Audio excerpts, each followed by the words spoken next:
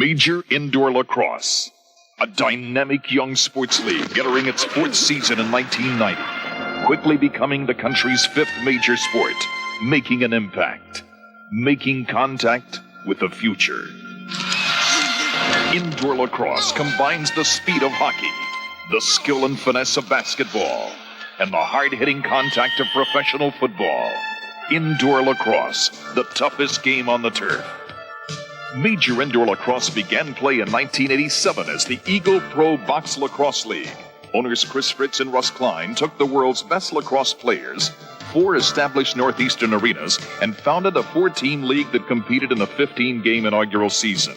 The league averaged 7,500 in attendance in 1987, with the season high coming on January 31st as a near-sellout crowd packed the Philadelphia Spectrum to watch the Wings.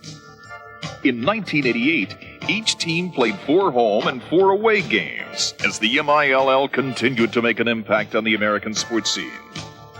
Average attendance climbed to 8,300 per game. 1988 was the first year of the MILL syndication network. 8 regular season games and the championship game were broadcast to 7 million homes in 16 major markets around the U.S. and Canada. 1989 marked a milestone in MILL history as the league expanded from 4 to 6 teams. The Detroit Turbos roared into the Motor City with the second highest attendance in the league. The New England Blazers became the first professional sports franchise at the Centrum in Worcester. The competition and excitement of the 1989 season can be captured in the last few seconds of its sold-out championship game at the Spectrum between the Wings and New York Saints last April. One last rush for New York. There it is. Driscoll, he's in. He shoots. It's saved. It's over. The Wings have won the Major Indoor Lacrosse League championship.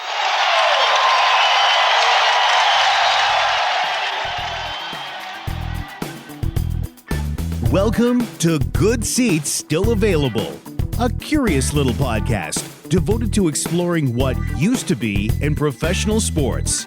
Here's your host, Tim Hanlon. I thank you, Corey Coates, once again for your dulcet tones and for setting us up nicely for another fun-filled episode of what we call Good Seats Still Available. Yes, that's the curious little podcast that is devoted to what used to be in professional sports. Thanks so much for joining us. And we hopefully will delight you to no end one more time this week with our first ever exploration into the sport of lacrosse.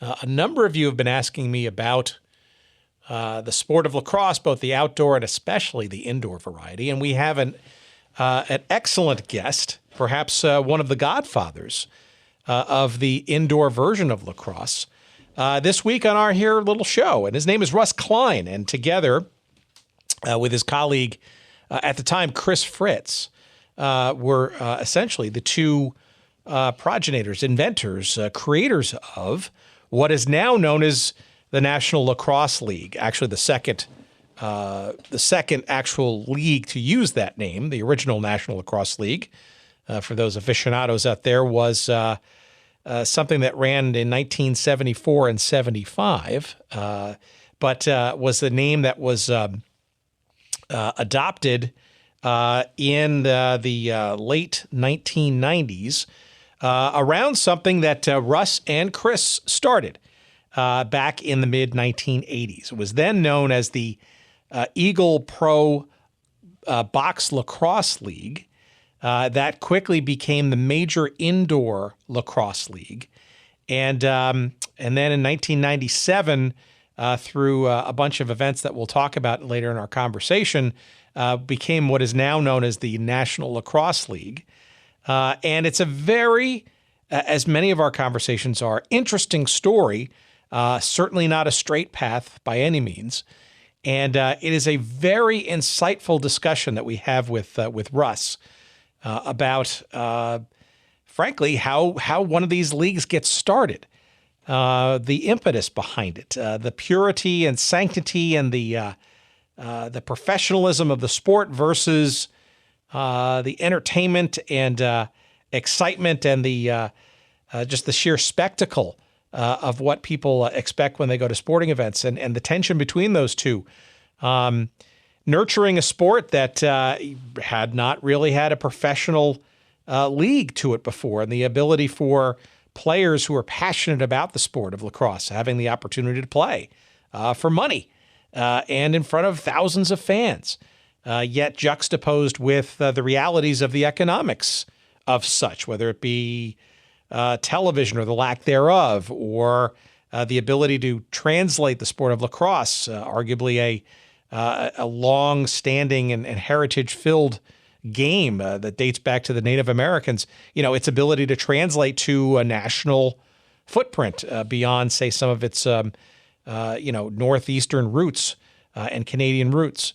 All kinds of fun and interesting stuff. And I think you'll find some very eyebrow-raising stories from our guest, National Lacrosse League / Major Indoor Lacrosse League / Eagle Pro Box Lacrosse League founder, Russ Cline, who is our guest. And we'll be getting to that chat in just a couple of minutes. So stay tuned for that. I think you're going to find this very, very interesting, even if you're not a lacrosse fan, and hell, if you don't even know what the sport of lacrosse is.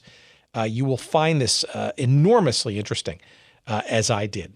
Before we get to our chat with Russ, of course, we want to tell you about our promotional friends and encourage you, of course, to please take advantage of said sponsors and what they have to offer, because by doing so, you give us a little bit of love and keep our little fledgling podcast alive and growing, and a few little shekels to help pay for the costs of getting this show up and running and out to you into your earbuds every week. Audible, the audiobook service, of course, is one of our longtime sponsors, and we encourage you to get your free audiobook download and free 1 month version or 1 month trial of the service by going to audibletrial.com/goodseats. Again, audibletrial.com/goodseats. It's your opportunity to choose from an extensive array of over 180 some odd thousand titles. That's an incredible amount of titles to choose from. And there's absolutely got to be something in some genre, some author, some publisher, some topic that's going to be of interest to you to burn off your free audiobook download credit and enjoy your use of the Audible service for a month. You can cancel at any time. I need to underline that. It's a no-risk proposition, and audiobooks are awesome, and they're fun, and they're a great way when you're not listening to your favorite podcast, wink, wink, nod, nod, to occupy your time. Again, audibletrial.com/goodseats. Get your free audiobook download now by doing so, and thank you for doing so.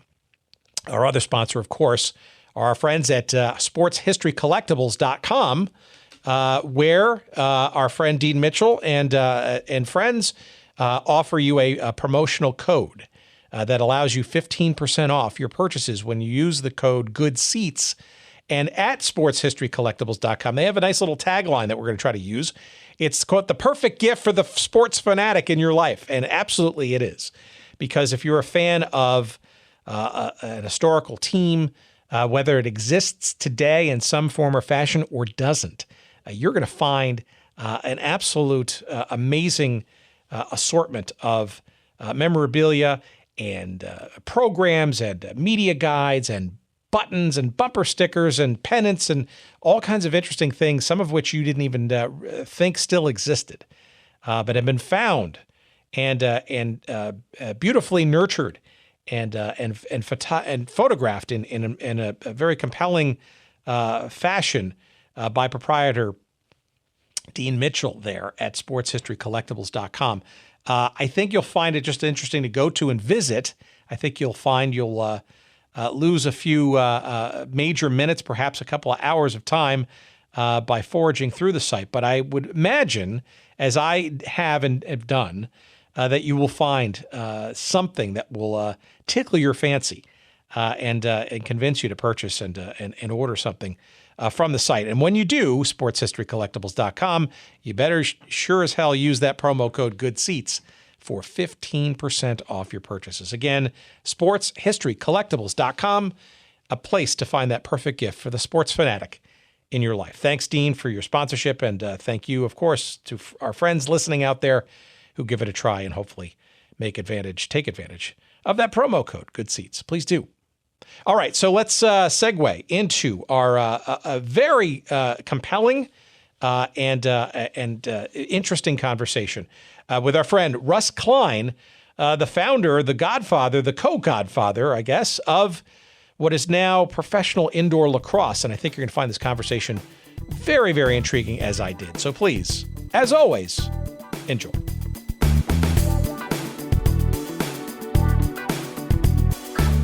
I'm honored and frankly excited to actually finally delve into the sport of lacrosse, the indoor variety. And aside from your partner in crime, who we'll talk about, I'm sure, in a couple of seconds, you're basically almost like the godfather of the modern day version of indoor arena box lacrosse. And I'm excited to sort of chat about it because I think it's a story that most, I guess you could say, casual sports fans don't sort of fully understand or grasp. And there's a whole bunch of a growing number, of course, of lacrosse fanatics, right? It's obviously become a much more, popular sport, even since your early days in the 80s of getting it up and running in an indoor variety. So I'm hoping you'll enjoy regaling us in some of the earliest days and maybe some of the maybe unknown sort of stories about what ultimately became what is now known as the National Lacrosse League, but a very interesting, somewhat torturous history prior to that.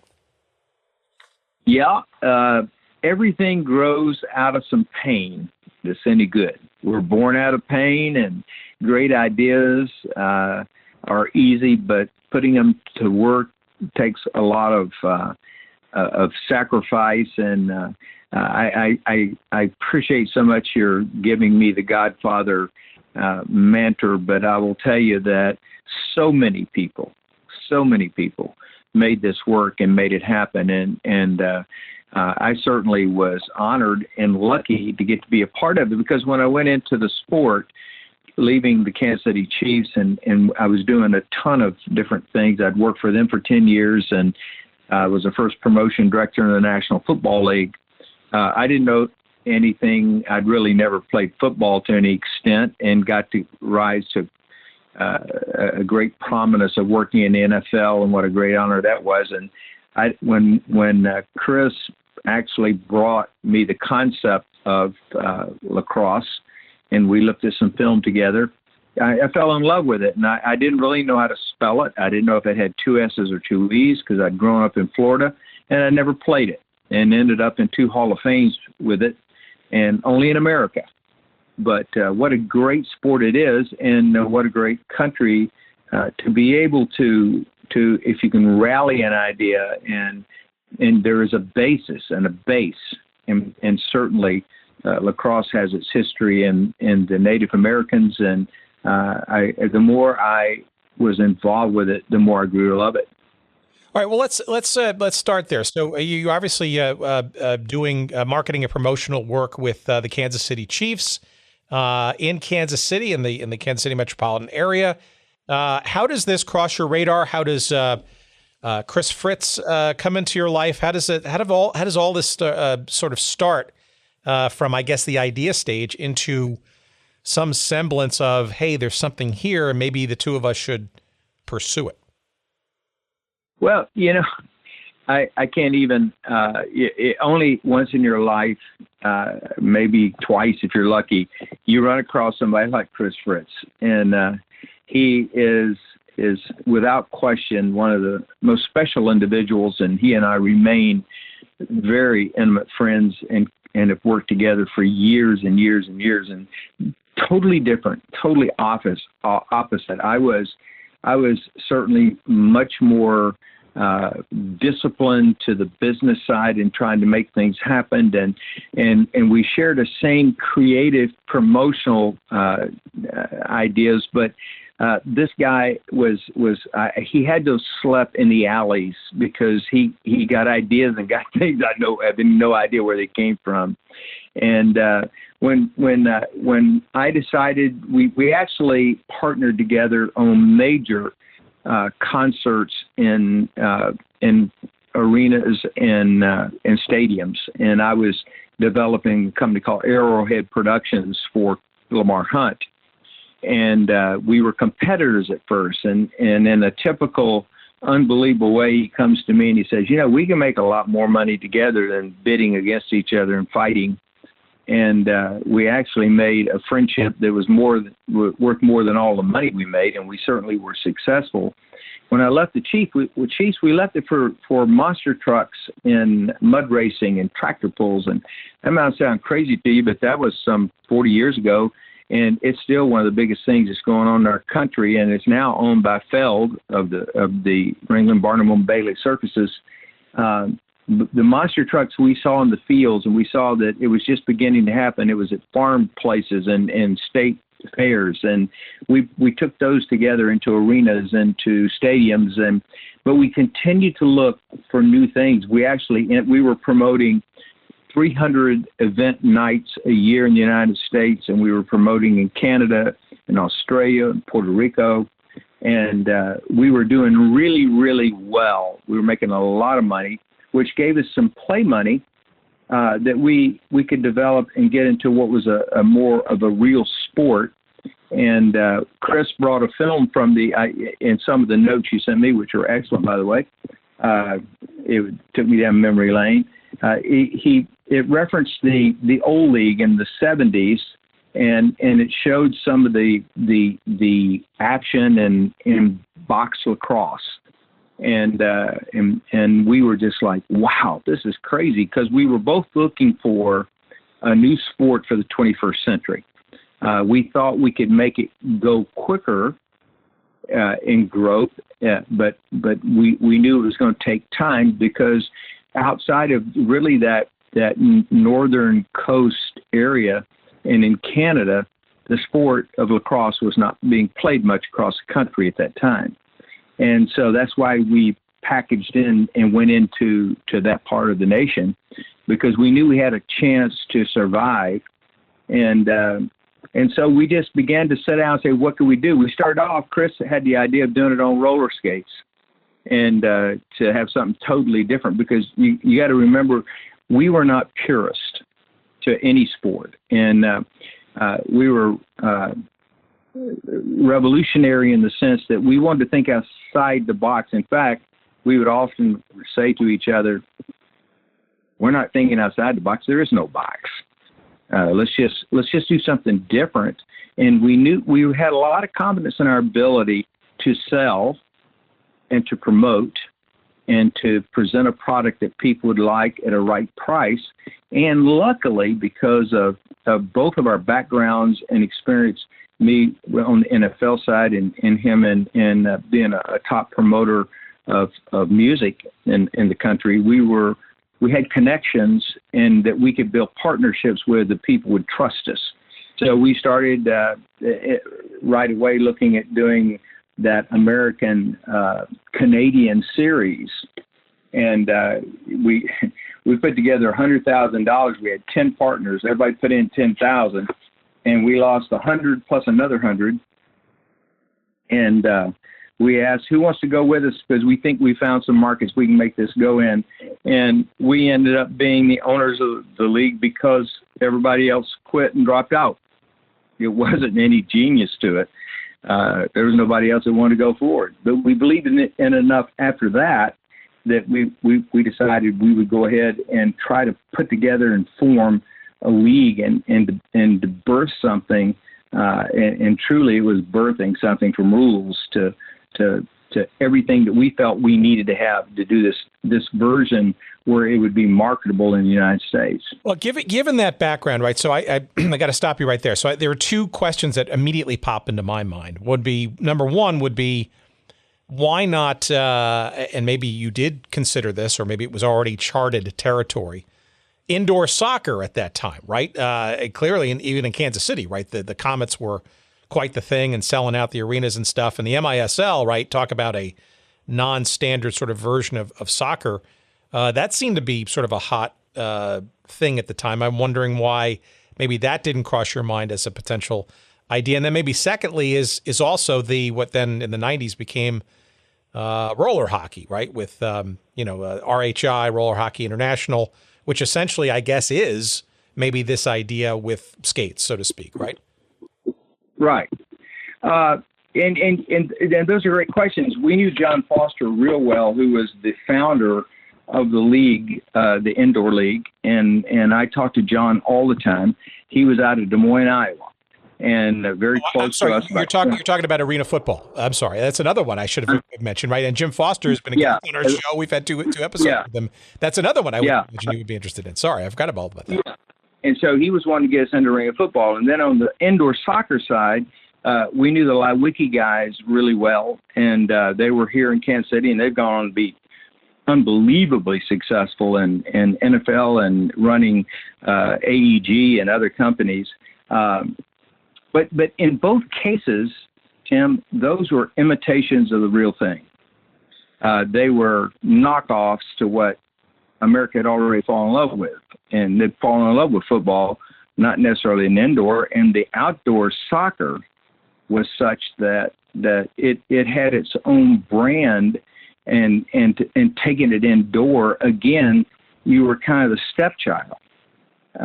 The great thing about lacrosse is that we brought the real thing, and we could promote it as that. It wasn't a imitation of anything else, and it was totally unlike the outdoor game.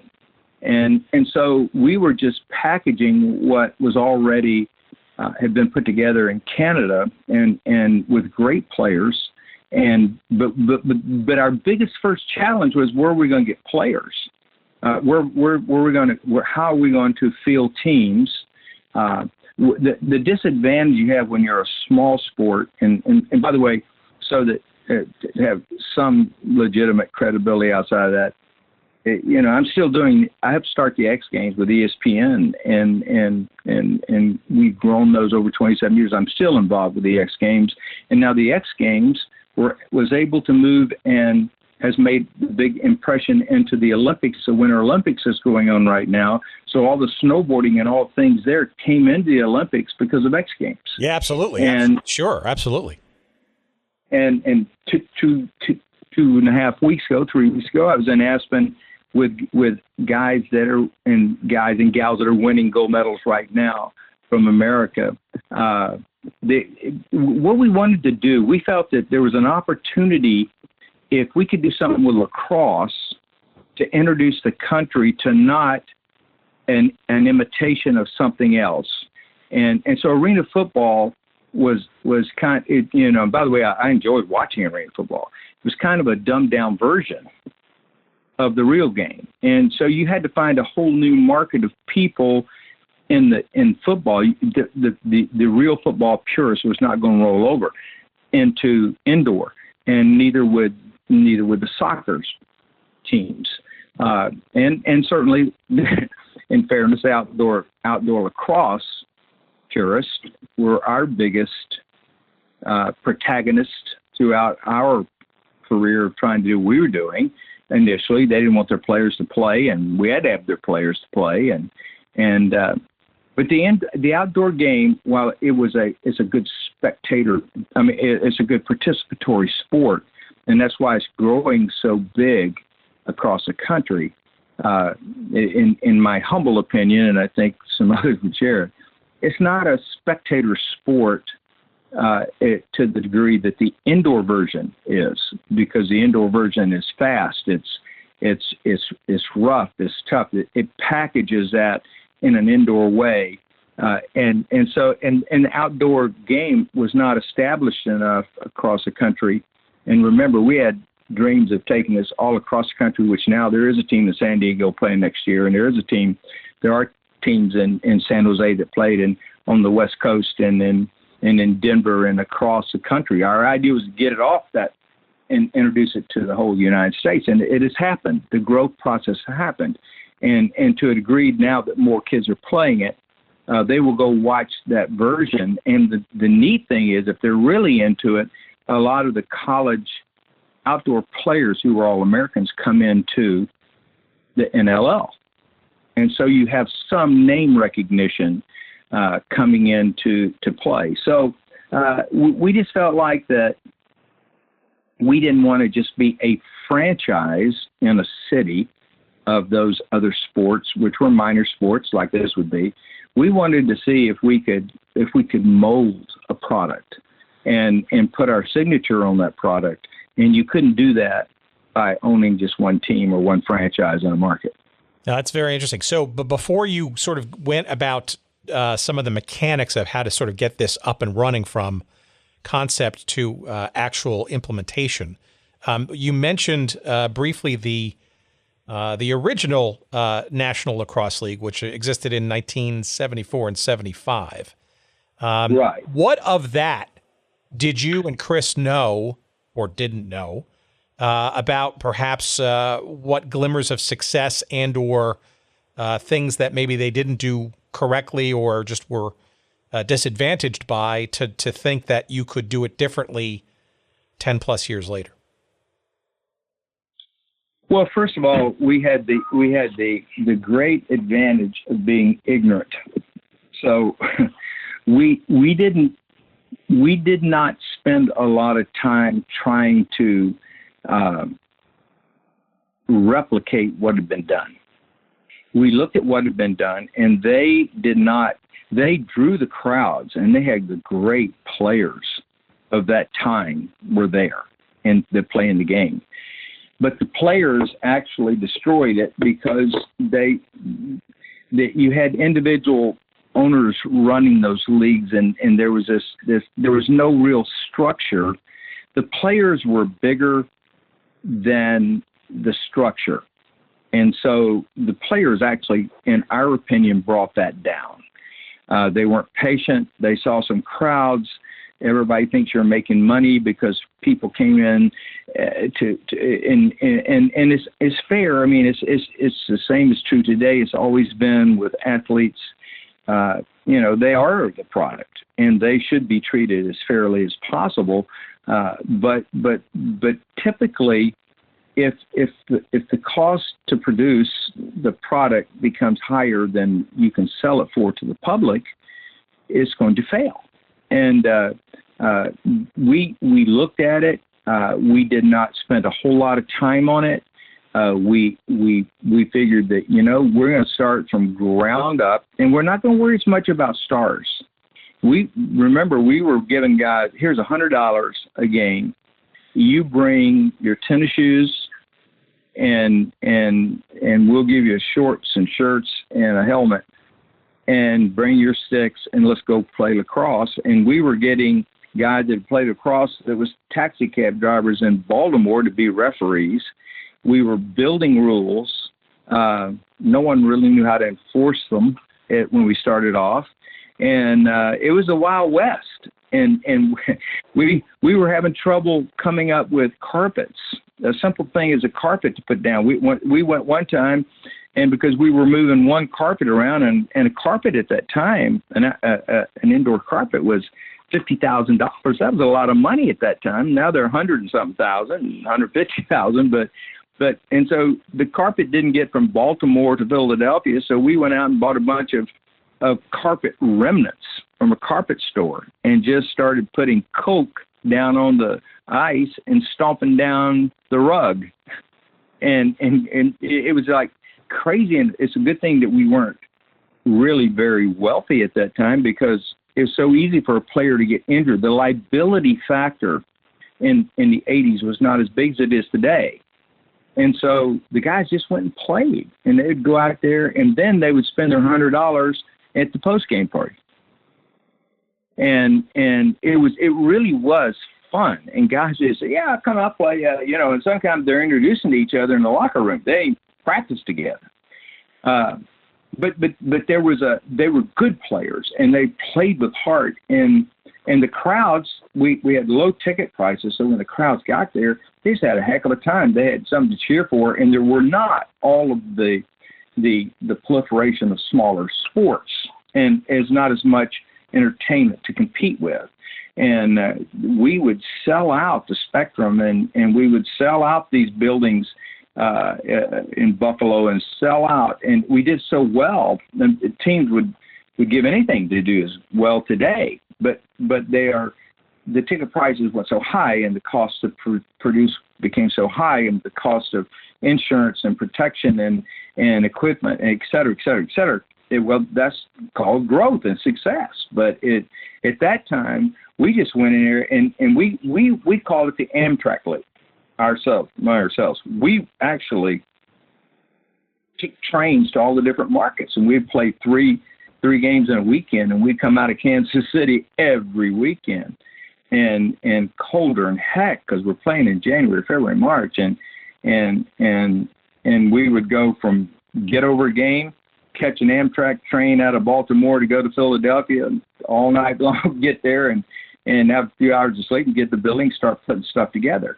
And everybody wanted to help. It was like they knew that there was so many individuals, so many building managers, so many PR directors. I can't tell you, guys like an Ike Richmond there in Philadelphia. That guy worked tirelessly to sell our product, and the product wasn't refined at that time, but it was fun. It was fun, and certainly fights became a part of it. And we never wanted players to fight. We really didn't. The lacrosse, the Outdoor Lacrosse League, the association would say, you encourage guys to fight. We don't encourage them to fight. They just naturally fought because somebody came up behind them and hit them in the back of the head with a stick. But we need the players on the field more than we need them in the boxes. But the fans loved that, and people didn't get hurt. We did not have big liabilities of them getting hurt, and they were great athletes, and then they would go do their day jobs, whatever it was. Some were making huge money, and like in New York franchise, and there was guys making $750,000, $1 million a year as stockbrokers coming out of these great schools and up north and coming and playing for $100, and then we had guys that weren't making that much, but they just loved. They were paying to play in leagues and club teams, and they figured, hey man, these are people here and it's fun. We're getting something. Let's go have fun. Well, success always breeds different issues, and which it should. And it's not a criticism of anybody. As we became more successful, we had to then begin to figure out how we're going to keep this together and attract the best players. And then as we were successful, and as lacrosse continued to grow, the players, as great athletes as they were, would read about all these guys signing for so much money in other sports, and they wanted to be paid. And now you're beginning to have that. That's when we began to wrestle with the economic side, because sponsors did not flock to this in the numbers that they do or pay that kind of money. Now, for years we had Coors Light, and we lost Coors Light, and we got Bud Light, and and people would pay, but then their budgets got such that they were going to put their money, because of the cost of the bigger sports, they had to cut some of the smaller sports. So, but at that time, it was just so much fun. You went in there, and this is how the post-game party started. And no post-game parties like the ones in Philadelphia. We stayed with that franchise in Philadelphia. We loved Philadelphia. And we go down there, and if we won, man, we were heroes, and got people wanting to buy us beers. And when we lost, they were going to throw the beer on our suits.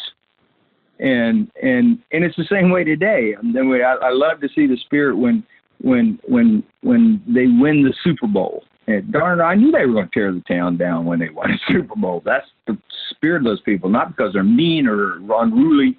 They just love their sports. A lot of pent up energy in Philadelphia for sure. Well, actually, let me stop you there for a second. So take us back to sort of 85, 86, 87, right? Because I think one of the crucial elements of all of this, and I'm really curious as to sort of how you came to this conclusion, perhaps in this Super Series tour that you started with in 85, and then you incorporated in 86, and then the launch itself in 87 per se, was this idea of a single entity concept, right? So you mentioned before franchises and all that kind of stuff.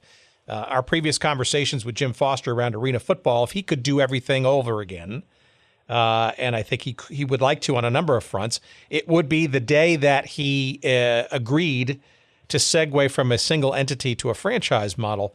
But you guys were kind of resolute from the very beginning. I wonder why, and it sort of colored your thinking about why this needed to be single entity, at least in the beginning, and maybe perhaps in your mind at the time over the life of this fledgling new sport.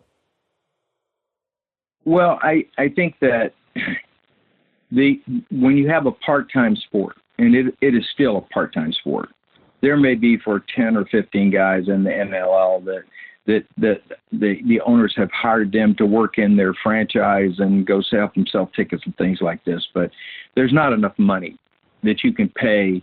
These guys are not only talented players, they're talented and they went to good colleges and they make good money. And they've got to play the sport as an avocation. They can't play it as a vocation. It's not like saying, I'm going to go into the NFL. I'm going into Major League Baseball, the NBA, National Hockey League. You're not doing that. So they practice once a week. And usually they'll practice a couple of days before the game. They'll come in on Friday, play a Saturday game or Sunday. And they give extraordinary time from their families. So to keep it single entity would be a way that we could keep it equitable to the players, because there would be superstars evolve.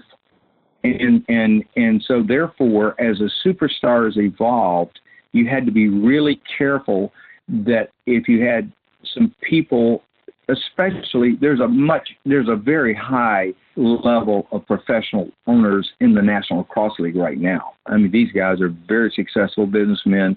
They've studied the game and they're very good. Initially, we were getting an accountant sells his business and he makes several $1 million, and he played lacrosse in college and his son is playing lacrosse, and I would buy a lacrosse franchise from you, and then my son will get to play. And then the egos get involved and said, you know what? I'm going to go buy Gary Gate. I'm going to get Gary Gate to move, because people had to play where they lived, and we had to distribute that talent equally, so that without competitiveness of the teams, you couldn't. People weren't going to just keep going and supporting a team that just got slaughtered all the time. So in the single entity, we had a scale that you got paid on tenure rather than on your greatness.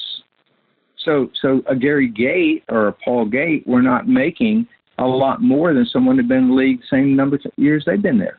Now, that's socialistic. I understand that. But to keep the league going for the number of years that it has survived, it had to be that way, because if you're going to pay all the money to 3 or 4 athletes, how are you going to attract these other guys? Because they have pride.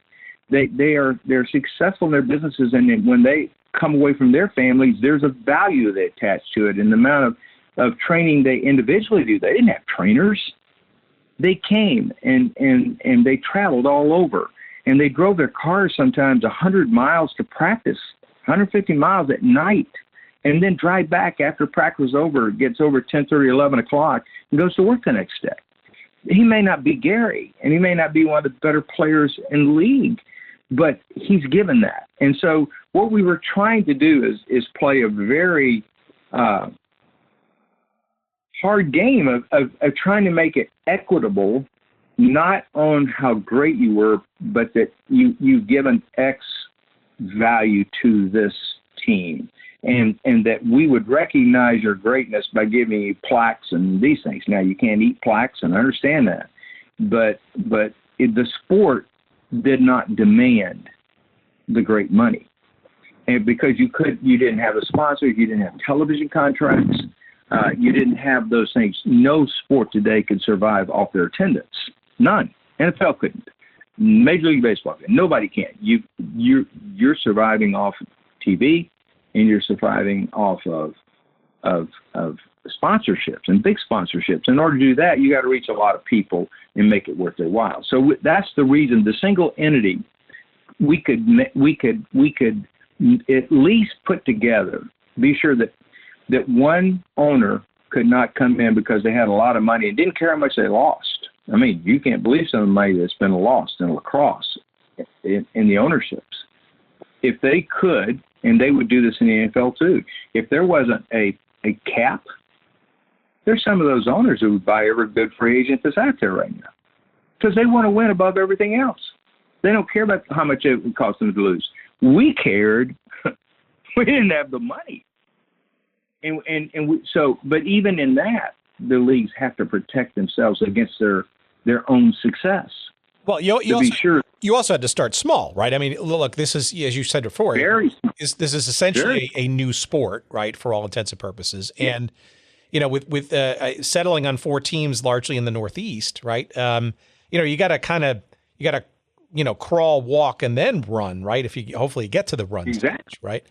Well, let me ask you this. So you mentioned television. It's a good time to talk about it. So you're obviously hindsight is clear, right? And television obviously is the mother's milk, right, of professional sports and then some these days, right? But give me some sense of where you thought television was either in the earliest days as you're putting all this together and getting the Eagle Box Lacrosse League up and running, or did you kind of just not think that television was going to be anything anytime soon in the makeup of this thing as it was getting off the ground?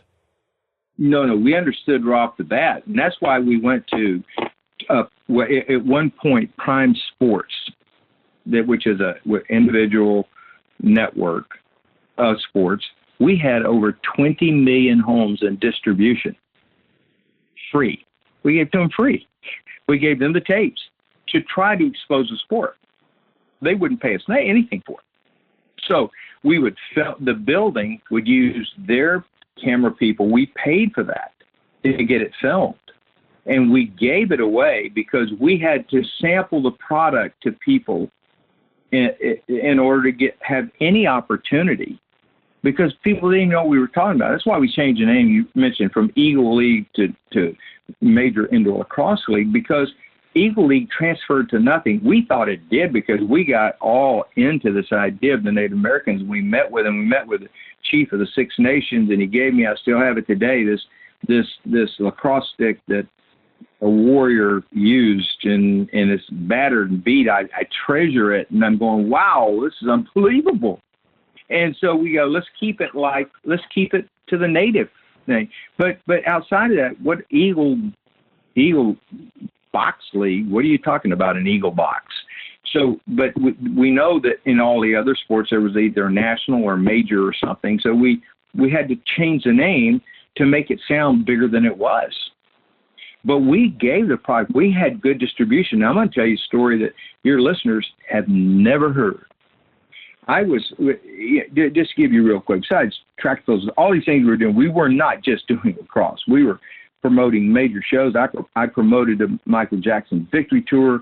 We were doing air shows. I was promoting Davis and Fed Cup tennis for the International Tennis Federation, and ESPN was a fledgling network at that time, totally devoted to sports. Over the network was filming Davis Cup tennis, and that's the U.S. versus other countries. And I was the promoter, and there was a guy on there by the name of Ron Simeo. He and I started the X Games together, but ESPN, they decided to do ESPN2. And ESPN2 was going to be totally dedicated to alternative sports. Today, because of so much product they have of college basketball games and NBA games and everything else, ESPN1 and ESPN2 just mold together. They're two different networks, but you still can only show one show in an hour on one network. So it changed from that. That was the first league that ESPN2 ever had on their network, and they came to me, and we had this big thing going with Prism and a distribution group, and they said, look, we're going to film the games, we're going to pay everything, we're going to pay you, but we're going to come there, we're going to do it first class, we're going to bring in everything from sound technicians to this, that, and the other, and we're going to put it on, we're going to do a championship game. And they did. Not many people watched, but not many people were watching the network anyway. But we were the first league today, every major league, every major bowl game, all that is equally on ESPN1 and ESPN2. But after 2 years, 3 years of doing that, they got so much programming, we were squeezed out. But we always knew that we had to build the sport, not just in the markets we were getting people to attend, because we couldn't expand. We couldn't stay 4 teams, 6 teams. We needed to have a lot of teams, and they needed to be to even have a chance to sell franchises.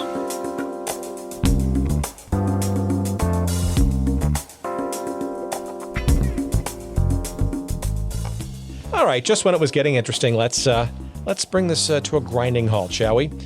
Just kidding. We got to pay the bills around here, and our friends at Audible have been very helpful in attempting to allow us to pay some of those bills, and we want to call them out now and remind you that a free audiobook download is yours for the taking, and also a free 1-month subscription to the service of Audible at audibletrial.com/goodseats. Again, audibletrial.com/goodseats for your free 1-month trial of the Audible service, and most interestingly, a free audiobook download for you to enjoy. 180,000 titles and growing every day to choose from, and there's absolutely no excuse to not find at least one title amongst that cavernous selection available to you that you won't find to be enjoyable and good for the soul, including a couple of books that might be interesting to our audience. And yes, some new ones, frankly, that I'm finally listening to. One that I'm listening to right now is by Carson Cunningham. It's narrated by Paul Bamer, and it's called Underbelly Hoops, Adventures in the CBA, a.k.a.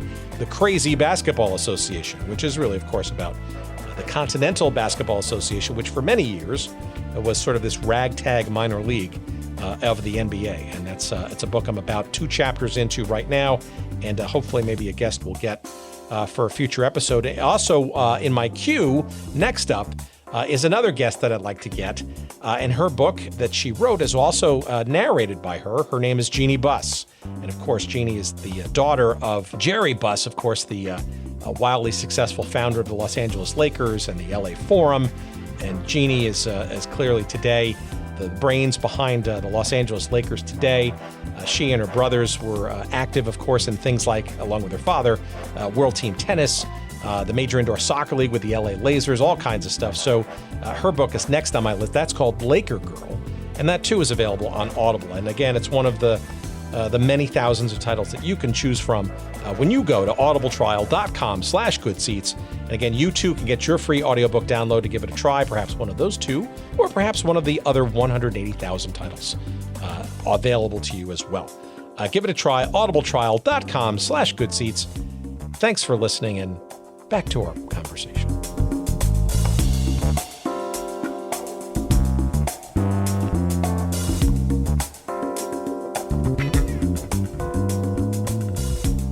But so I guess the cynic would say that by staying single entity for a number of years, that perhaps limited the speed by which you could grow and or get into franchising, right? It seems to me like a double-edged sword, right? You want to protect and grow and nurture, right? Again, it's a pretty fragile thing, obviously with your promotional chops, certainly very helpful, but still it's a sport, right? And it's still not a widespread sport, and it's only in a handful of markets, and your television exposure is relatively limited. But wouldn't, I guess, the more aggressive sports executives say, well, isn't the model then to get faster and to maybe get to that national scale, and then that beget possibly television and more national coverage to go the franchise route? You guys decided not to, I guess. And I'd be curious as to why. I mean, I could see the positives, but I could also see potential negatives. Okay.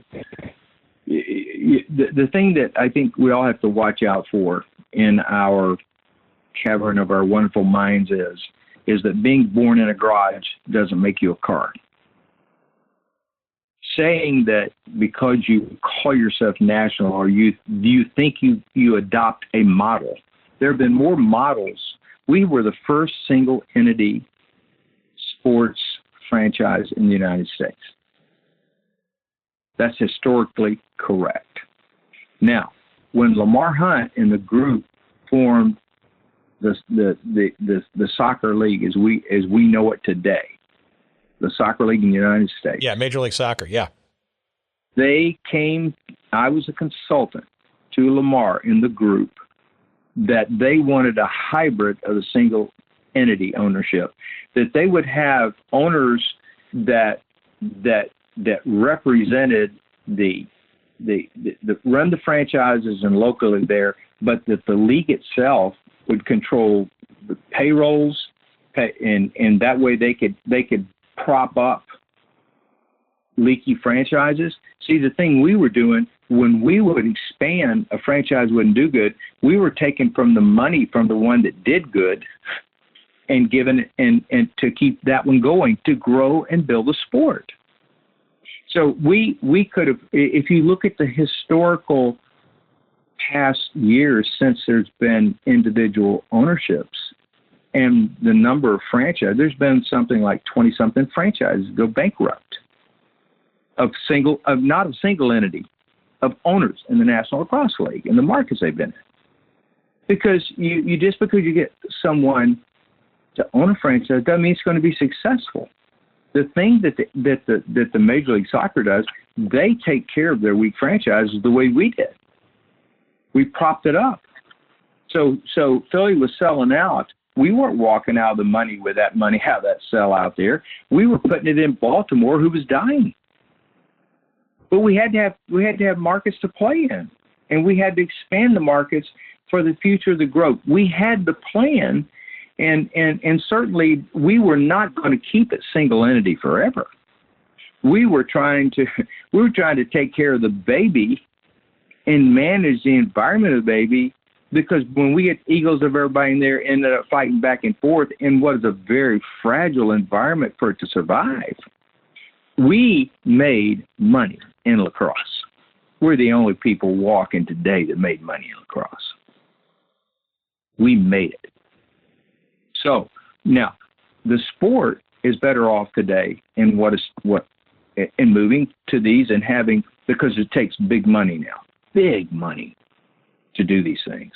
And the amount of money that people lose is astronomical, and they stay with it. How they're ever going to get their money back, I don't know. But we were never in anything to lose.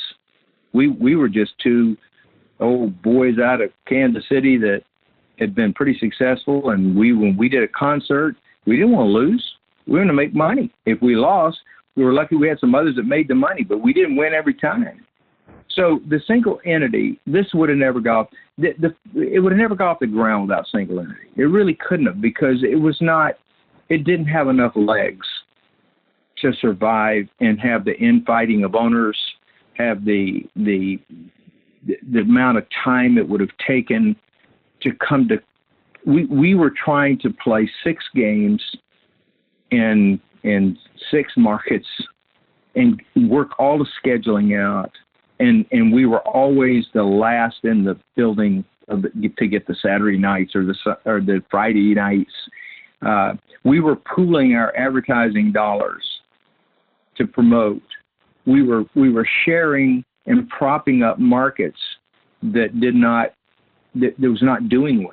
And Baltimore, by all rights, should have been the best market. It was never a good market. It failed under us, and it failed under the owner, single entity owner that took it over.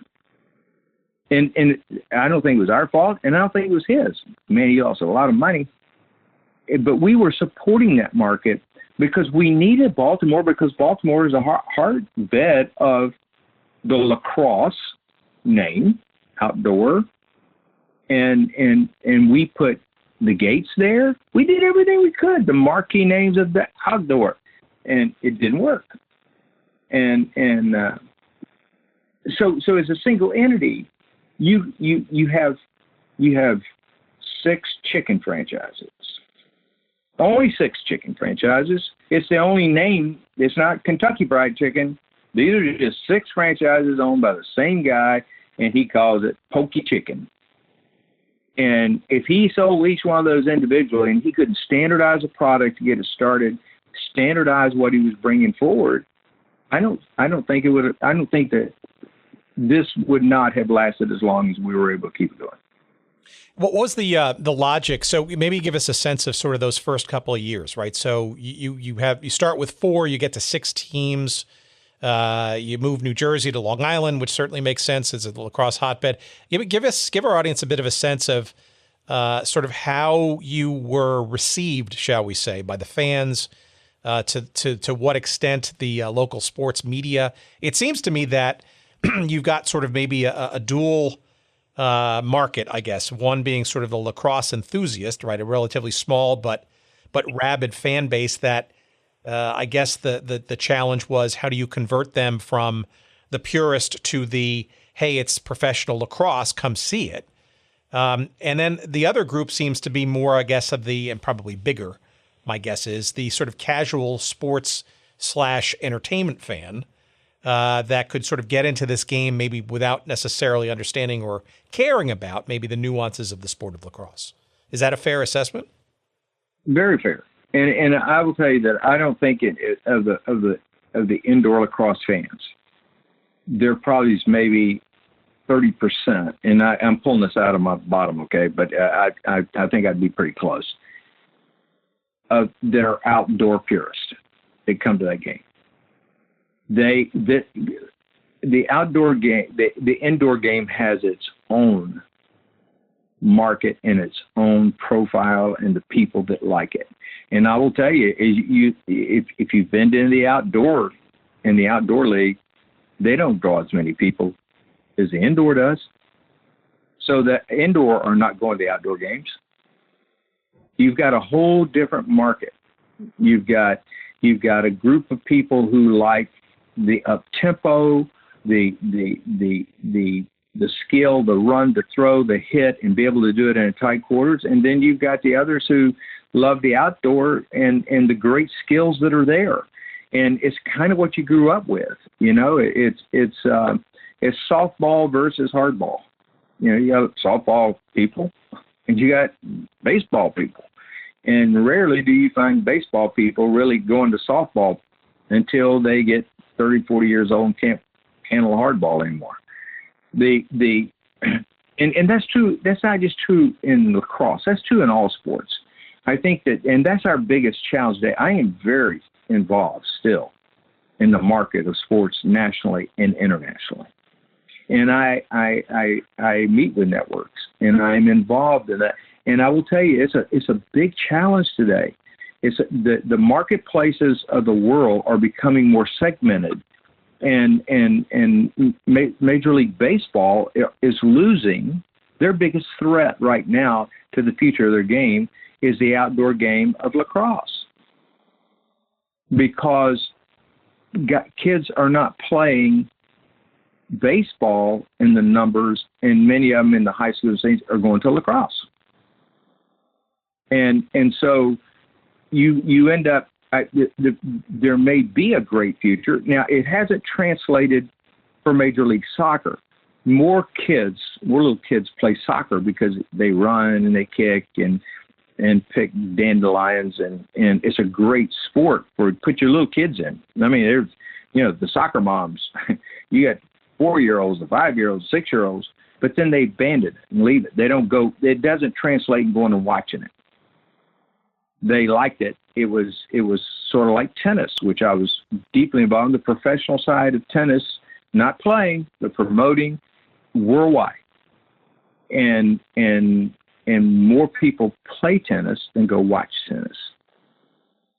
So there are participatory sports, and then there are spectator sports. A lot less people play football than go watch it. And that's true at the high school level. When there's a big game, if the high school is playing a baseball game, and even if they got a really good team, they don't have near as many as they'll have at a Friday night football game. And there's understanding the social dynamics of people and the psychological dynamics of the marketplaces. There's been millions of dollars spent of all the leagues and all the people marketing to figure that out. And it's hard. It's not easy. It's really not easy. And they're seeing less loyalty to brands, less loyalty to sports than what it was. And because there's so much more entertainment. There's so many more entertainment opportunities. And so it's very difficult. It's a lot harder today to really get sports to be successful unless it's got a good enough name and is happening enough that you get television and sponsors. Well, you were certainly getting those some attention, especially in those markets, right? That you were, even in '89, right, your second year. I mean, you were averaging attendance, just south of 10,000 per game, which was, for 6 teams and maybe 6 or 7 or 8 games for a season plus playoffs. I mean, in 1990, right, you're getting a 17,000 plus attendance at the Spectrum, right, in Philadelphia, perhaps one of your strongest markets, as you hinted at before. I think in 91, after Detroit came into the league, you bring in, for those who are paying attention, the 2 legends of college or collegiate lacrosse in the Gate brothers, right, which is almost akin to sort of a small sort of version of, I guess, it's having like twin Pelés, right, come into the right. So you could get that sort of general interest player, like, whoa, here are these guys coming in with, 3 national championships under the belt, and they're going into this. What is this thing they're going into? What is this sport of lacrosse all about? I got to think that you were stoking the fire with sort of the lacrosse purists, right? Because it was professional lacrosse, right? I mean, there's nowhere else to have it, right? Jake Steinfeld and outdoor didn't come until 2001, right? So it was the only, literally and figuratively, game in town for anybody even nominally interested in lacrosse. But it also seems to me like you were, throwing a few more logs on that fire to get sort of that sort of general interest fan who just wanted a good sports excitement, entertainment value, so to speak. They go out on a Saturday night and have some fun. Oh, and it was fun. We had hot tubs. Do you remember that? We had girls in hot tubs, and we played music throughout the whole game, and nobody did that at that time. We were playing this. Heck, if you didn't like the game, listen to music, and we had great music. We programmed in there, and announcers announcing. He's announcing it live in the game, not just goal number 12. They're announcing, and they're excited, and the crowd's excited, and people are playing, and they're jumping and cheering, and it's a family atmosphere, and it's cheap. It's cheap to go there. It's cheap to own a season ticket. You're only selling 6 games, 8 games. Everybody else was selling so many more. And then there was the post-game party. You go down, and you actually get to meet players. The players would all come down there. We wanted every player down there, every coach, me and Chris, and we'd go down there, and we would hang with those, and we'd have a band playing. And it was a festival as such. Today, music's played in games. NHL does it, and NBA does it, and all these. And we were being criticized, and they do crazy things. And I promote the N1 Street Ball Tour in the United States and overseas. And the NBA hated the N1 guys because they would do ducks behind their backs and do these things. What do you see in the NFL today? That N1 tour changed the NBA. And what they said, if people will pay that kind of money to go see those guys do that, and we need people coming in the stands, you know what we're going to do? We won't tell them not to showboat. Let him showboat. If he can turn 2 times around and throw the ball in over his head, people go crazy for that. And so there's an evolution of entertainment. And when sports is no longer entertainment, NFL got in trouble this past year because of a lot of involvement of using the national anthem by some of the players as a protest. Their way of protesting. They weren't necessarily wrong to protest the issue. They just picked the wrong thing. And so therefore, there was a backlash suddenly against the whole NFL, a backlash against NFL players because it got mixed with idealism and patriotism. You got to be really careful The people see it as fun, and they see, and these guys, they weren't overpaid. They loved these guys. These were lunch pail guys, man. They came to work and got $100, just like most of the people sitting in the stands were doing, and they worked their tail off for them. And then they go to see the Eagles play, and a quarterback getting paid millions of dollars can't complete a pass or throws an interception, and it hacked them off. Didn't hack them off as bad. This guy's only getting 100. Well, that always became a deliberate part of your marketing strategy, right? Sort of the regular guy sort of angle, right? It was the truth. It was an American dream. It was Jim Thorpe.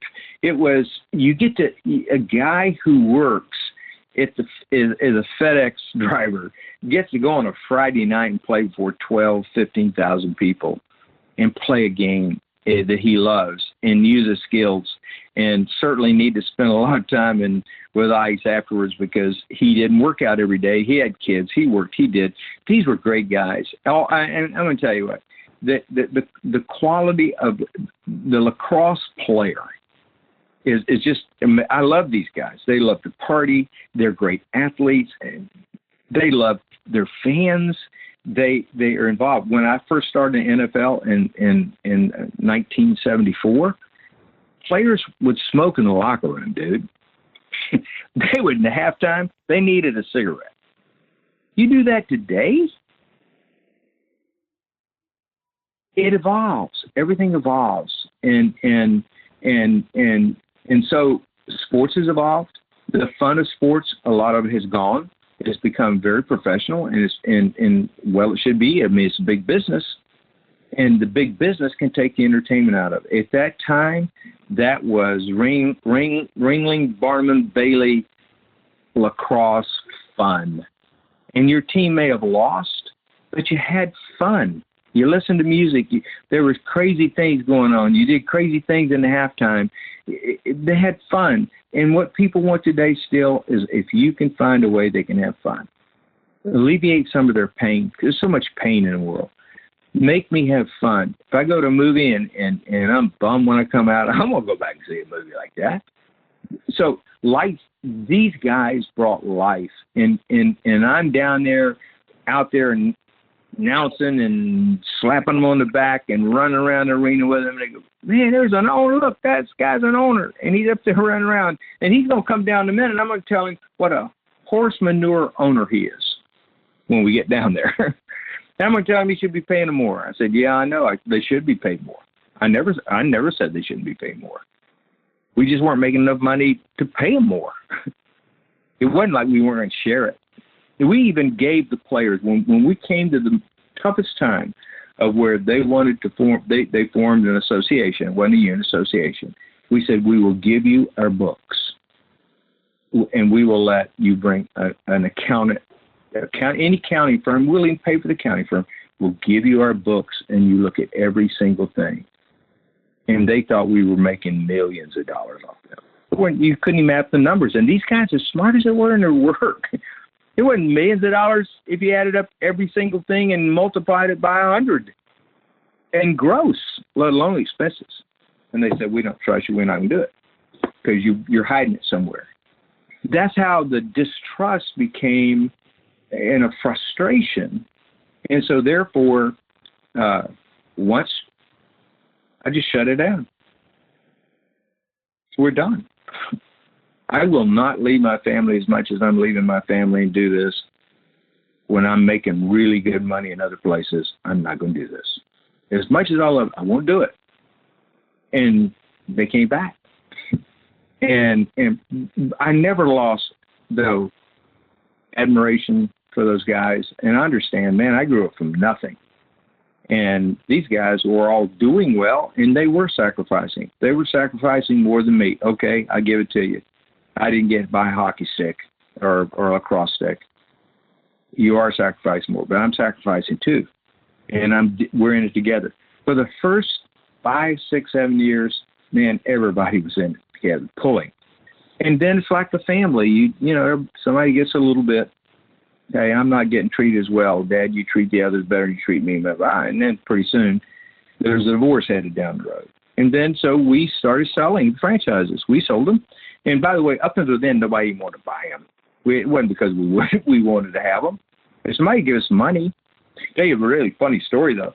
You want an anecdote, funny story. There's a guy, and I won't name him. He in Long Island. He was a billionaire. Had his assistant call us and said he would like for us to come and meet with him at his mansion in Long Island. That's when we had the team over in Long Island, and we thought, oh my God, we've hit it. This is so great. So he buys his first class tickets from Kansas City, has this limo pick us up, takes us out there. It's going to be a one-day deal. We fly in the morning, we're flying back that night. We go in, we sit down, he comes in, and he's wearing his robe. And he got about 10 guys around this big, long table, consultants, attorneys, and like.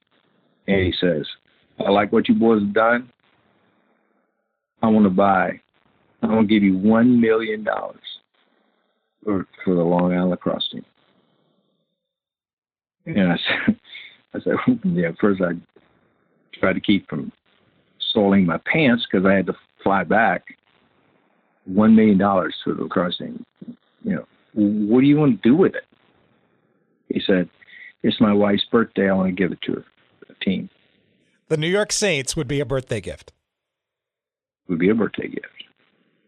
And we said, we would love to have you involved with us in some way. We can't just sell one franchise.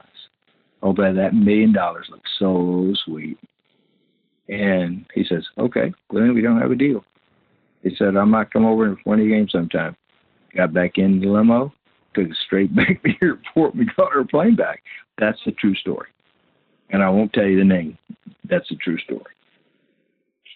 But okay, so that is an amazing story. But did that give you an inkling that maybe it was time to start thinking about the franchise thing, or was that just an amazing one-off memory that did not convince you that single entity was worth leaving anytime soon? Yeah, we never held on to single entity because that it was ego or because we were doing so well from Amazon. It was worked like crazy. We had 2 or 3 franchises. When we actually started moving franchises well before we were forced to do it.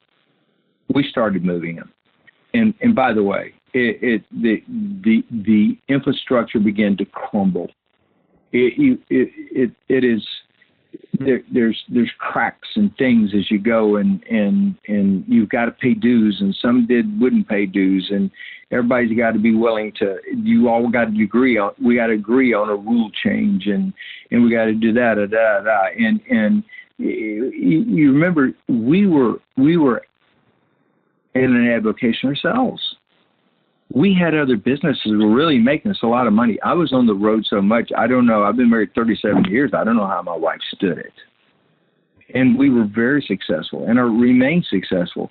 But one of our proudest and one of our when Chris and I get together and we're not young anymore, the proudest thing that we talk about and we laugh and it is the days, the camaraderie that you can't buy.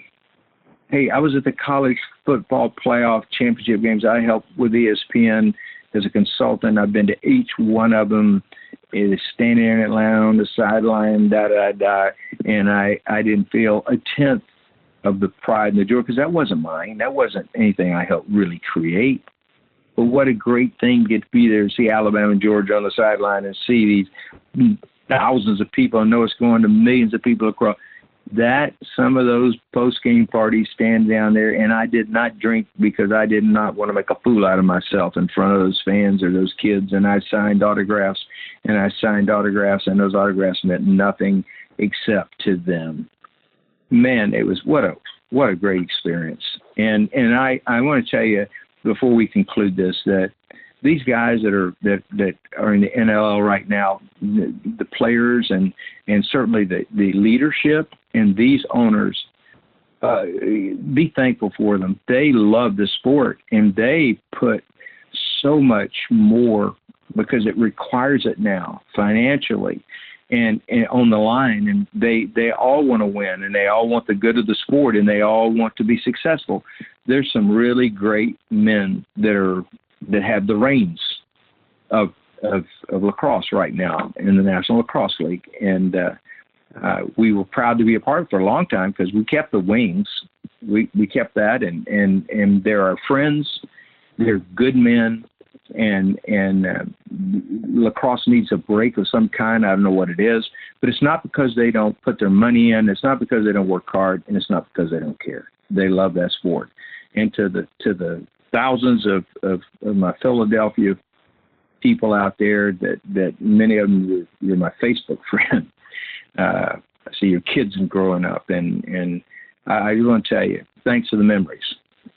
Thanks for the memories, and thanks for the support.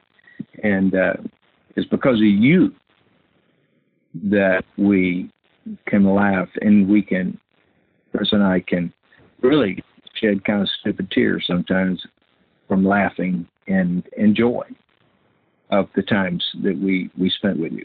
And to our great restaurant over there, Donardo's, that I hadn't been in so long. Every time we come in Philadelphia, we go there and crack crabs, and my fingers would be bleeding. Oh man, I've eaten all over the world, Donardo's, all over the world, none better than crabs.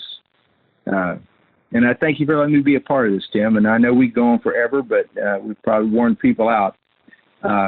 Lacrosse is a great sport, and it is growing. The outdoor game is growing so big, and that's so exciting, and the fans are loving it. And just one day, who knows? You know, there's never going to be, I don't think, the magnitude of these big sports like NFL and Major League Baseball. But you don't have to do that. You can have a niche that is firm and good, and I know Major League Soccer continues to be more successful, and this is going to be too. And thanks to the guys that are carrying on the mantle. Well, first of all, thank you for taking all this time. In many respects, we've, I think, only even scratched some of the surface of this, and I hope this is not the last of our conversations around lacrosse, the pro variety, the lots of interesting stories that you've hinted at that would love to get a little even more deeper into, and I look forward to hopefully staying in touch, and maybe a few other folks from your days in the Eagle League, the MILL, the transition to National Lacrosse League, etc. Could regale us with some of those. But I can't thank you enough. This has been a great introduction and a great setting of scene about the sport of lacrosse in this country, and hopefully we'll have a few more in-depth conversations about it in the weeks and months to come. So thank you so much. If I don't die, Tim, you get more shots at it. All right. Well, I'll take you up on that, Russ.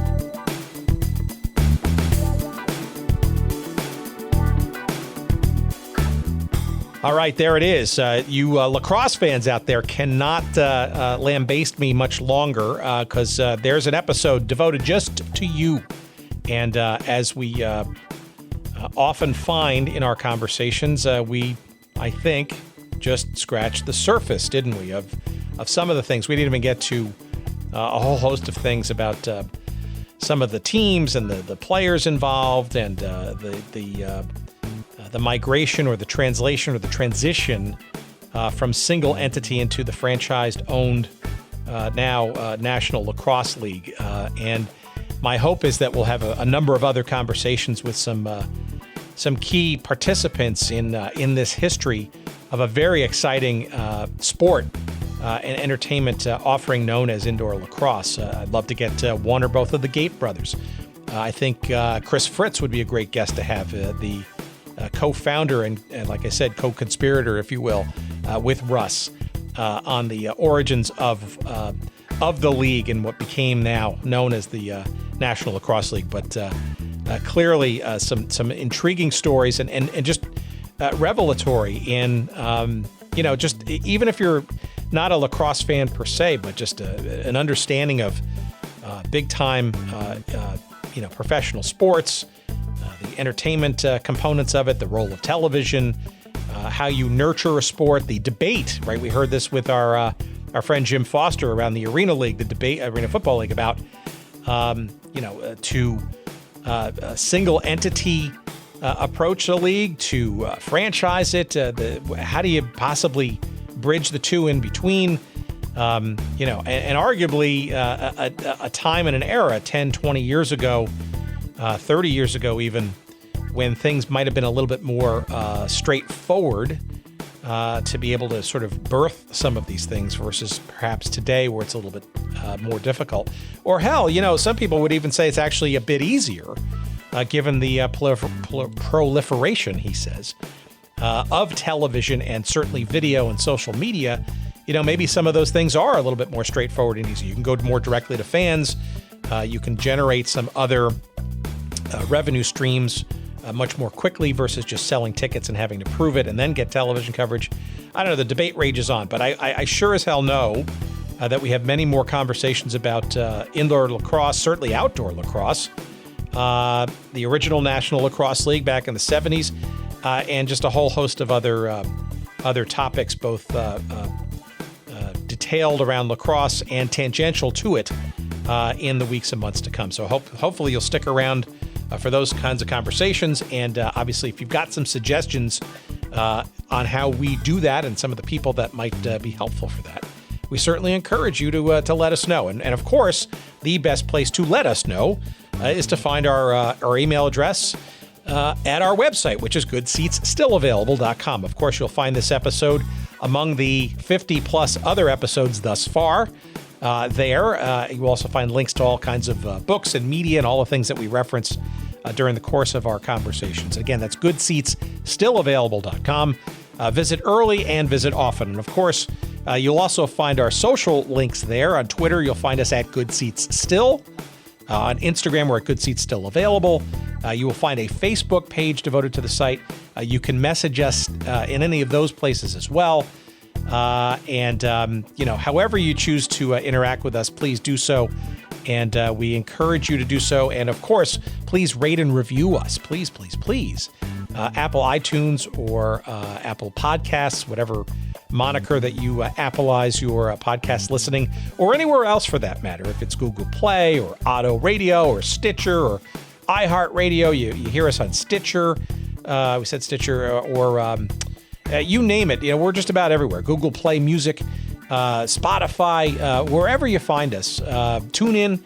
By all means, leave us a rating, a review. We certainly love that too. That helps us and helps others, frankly, find this show and discover hopefully what you enjoy on a weekly basis. One last thing, of course, our friends at Podfly Productions who help us put this showgram together every week without fail. And in particular, our friend Jerry Payne, the good doctor who helps us every week by putting all our components and pieces and various audio files together to make it sound smooth and nice. So thank you so much to our friends at Podfly. And again, you can find out more about them and their podcast services at podfly.net. And we encourage you to check them out. And of course, tell them that we sent you. All right, so we're going to send you on your way. And we thank you again for giving us some listens this week and every week, of course. Take care, everybody. We'll talk to you next week.